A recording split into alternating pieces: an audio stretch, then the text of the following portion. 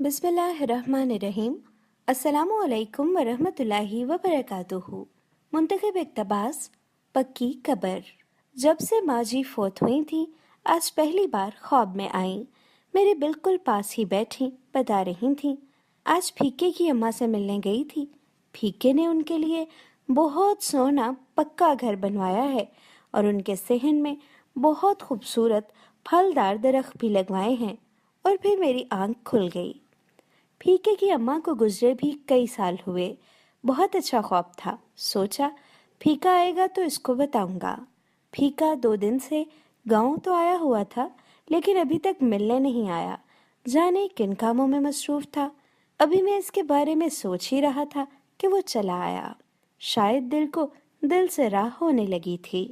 وہ بہت تھکا ہوا لگ رہا تھا، مگر چہرے پر ہمیشہ کی طرح بلا کا سکون۔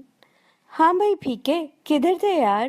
میرے پوچھتے ہی ایسا لگا جیسے کمرے کی دیواریں بھی قریب قریب کھسک آئی ہوں۔ وہ بھی پھیکے کی باتیں سننے کے لیے بے چین تھیں۔ پھیکے کے جانے کے بعد ہواؤں میں بھی دعائیں کھلی ہوئی محسوس ہوتیں۔ پھیکا کہنے لگا، صاحب جی کیا بتاؤں، 2-3 دن پہلے کام سے کار آ رہا تھا کہ راستے میں بس خراب ہو گئی۔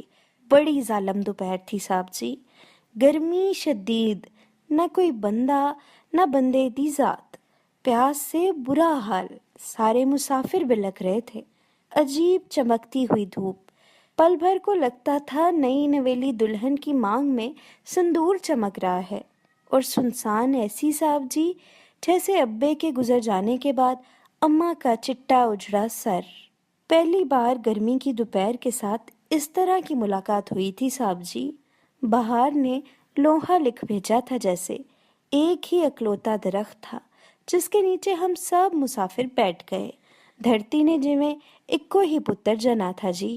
اس کی ٹھنڈی چھاؤں میں بہت سکون تھا صاحب جی۔ میری حالت تو ایسی تھی جیسے چڑی کے بوٹ کو آہنلے سے کرنے کے بعد کوئی مہربان اٹھا کر واپس رکھ دے، یا کسی روتے بچے کو ماں بکل میں چھپا لے۔ بڑا یاد آئی تھی صاحب جی ماں اس ویلے۔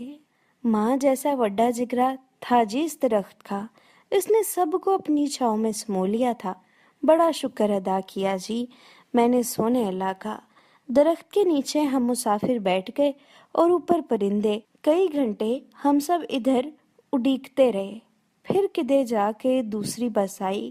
اللہ اللہ کر کے ہم کار پہنچے۔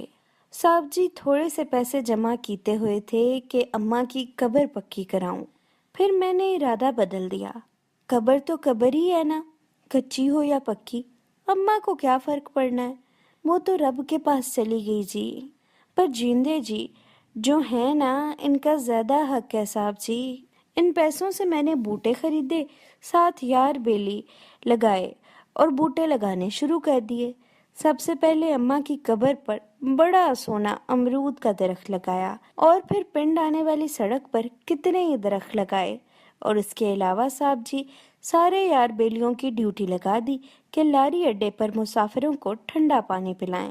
صاحب جی صبح چھیدے حلوائی اور اس کے بیٹوں کی ڈیوٹی تھی، پھر جی چھمے اور اس کے پرا وسیم کی، اور اب میں نکے کے ساتھ 2 گھنٹے مسافروں کو پانی پلا کے آیا ہوں۔ صاحب جی بار تتی دوپہر تے میرے اندر مگھر پور، اس دن کی گرمی نے تو میرے ہوش اڑا دیے تھے جی۔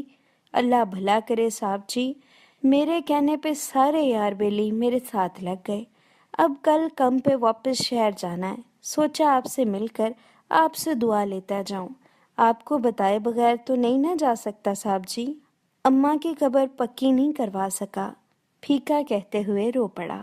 وہ ایسا ہی تھا، روتا اور رلاتا، دل کی ساری گرہیں کھولتا جاتا۔ اس کی باتیں میرے دل پر گہرا اثر کرتی تھیں۔ وہ اپنی کہانی سنا کر چلا جاتا، میری کہانی اس کے جانے کے بعد شروع ہوتی۔ سونے رب سے دعائیں مانگتا، مجھے رنگ دے پھیکے کے رنگ میں۔ کاش میں ہی پھیکا ہوتا۔ اللہ نے پھیکے کو اچھے کاموں کے لیے چن لیا ہے۔ بس کا خراب ہونا اس کے لیے نیکی کمانے کا نیا راستہ بنا گیا۔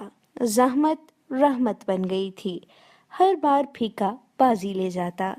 میں نے اگلی صبح ہی पूरे गांव में दरख्त लगाने का काम शुरू करवा दिया और चुप चुपीते बख्शू को फीके की अम्मा की कब्र पक्की करवाने के लिए भेज दिया। मैं हैरान था, फीके के साथ दिल को ये कैसी राह होने लगी थी।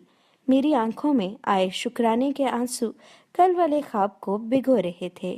तहरीर मुबशरा नाज। अगर आपको ये वीडियो पसंद आई हो तो इसको लाइक और शेयर ज़रूर कीजिए और मेरा YouTube चैनल सब्सक्राइब कीजिए। हुमा शाहिद।